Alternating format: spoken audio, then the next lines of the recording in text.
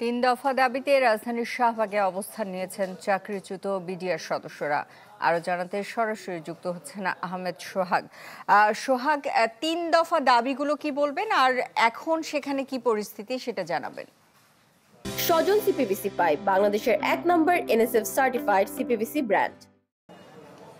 সুস্মিতা, এখনকার পরিস্থিতি এখানে তারা কিছুক্ষণ আগে স্বরাষ্ট্র উপদেষ্টার সাথে একটি বৈঠকের কথা ছিল বেলা ১টায়, দুপুর ১টাতে, কিন্তু স্বরাষ্ট্র উপদেষ্টার সাথে বৈঠকটিতে স্বরাষ্ট্র উপদেষ্টার সম্মতি না থাকায় তারা বৈঠকটি করতে পারেনি, যার ফলে তারা আবার পুনরায় এখানে ফিরে এসেছেন এবং তারা কিছুটা সময় আন্দোলন শান্তভাবে অবস্থান করলেও এখন তো তারা আবার সংঘবদ্ধ হওয়ার চেষ্টা করছেন। তাদের তিনটা দাবির মধ্যে অন্যতম যে দাবিটি ২০০৯ সালে ঘটা বিডিআর হত্যাকাণ্ডের প্রেক্ষিতে যে ১৮,৫২০ জন বিডিআর সদস্যের চাকরিচ্যুত করা হয়, সেই ১৮,০০০ বিডিআর সদস্যকে পুনরায় চাকরিতে বহাল করতে হবে এবং তাদেরকে পুনরায় বিশেষ আদালতের মাধ্যমে তাদের বিচার কার্যক্রম পরিচালনা করতে হবে। সেই বিচারের প্রেক্ষিতে যে দোষী তাকে শাস্তি দিতে হবে এবং যে নির্দোষী তাকে সম্পূর্ণরূপে মুক্তি দিতে হবে, এটা তাদের একটি অন্যতম দাবি।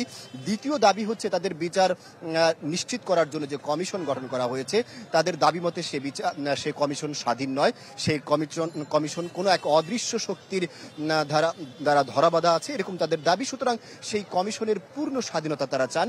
এর পাশাপাশি তাদের একটি অন্যতম দাবি হচ্ছে ৯ সালের বিডিআর হত্যাকাণ্ডের ঘটনার প্রেক্ষিতে যে সকল সেনা কর্মকর্তাদের চাকরিচ্যুত করা হয়েছে তাদেরকে চাকরিতে পুনর্বহাল করা এবং তাদেরকে পূর্ণাঙ্গ একটি ক্ষতিপূরণ দেয়া, এটা তাদের একটি অন্যতম দাবি।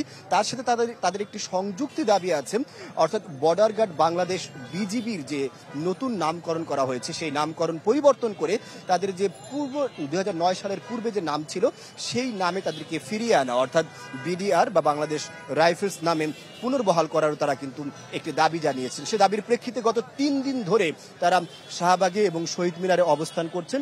সরকারের বিভিন্ন উপর মহলের সাথে তারা কথা বলার চেষ্টা করছেন, কিন্তু তারা বারবার ব্যর্থ হয়েছেন। আজও আমরা দেখেছি শাহবাগ জোনের যে ডিসির সাথে তারা কিছুক্ষণ আগে কথা বলতে গিয়েছেন, এখনো তারা সেখানে বৈঠক করছেন। স্বরাষ্ট্র উপদেষ্টার সাথে বৈঠক করার চেষ্টা করে তারা ব্যর্থ হয়েছেন। সর্বশেষ এই ছিল। সোহাগ, আপনাকে ধন্যবাদ। তিন দফা দাবিতে রাজধানীর শাহবাগে চাকরিচ্যুত বিডিআর সদস্যরা অবস্থান নিয়েছে, সেখানকার সর্বশেষ পরিস্থিতি জানাচ্ছিলেন আহমেদ সোহাগ।